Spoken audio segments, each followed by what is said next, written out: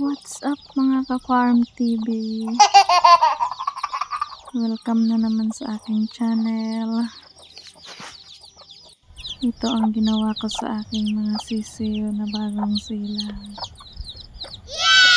Ginawa ako ng kulungan para hindi makain ng mga pusa.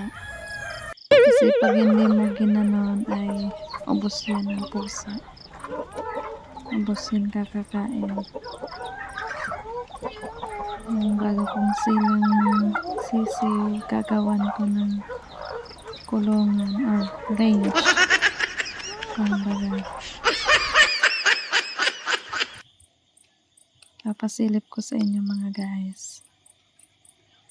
Naging karpintero tayo dito guys. Mabuhay lang ang mga sisiw.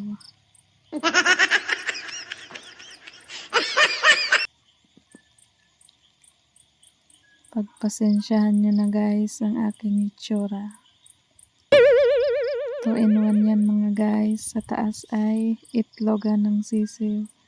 Ayan, di na natiis nung inahin. Bumaba na. At nag-display na dyan. Kahit hindi ko pa na gagawa. Hindi ko pa natatapos. Ayan, 2 na sila. Ang daming sisiw. Sayang naman kung maubos niya ng pusa. Kaya gagawa tayo ng paraan para makarami tayo ng sisiw.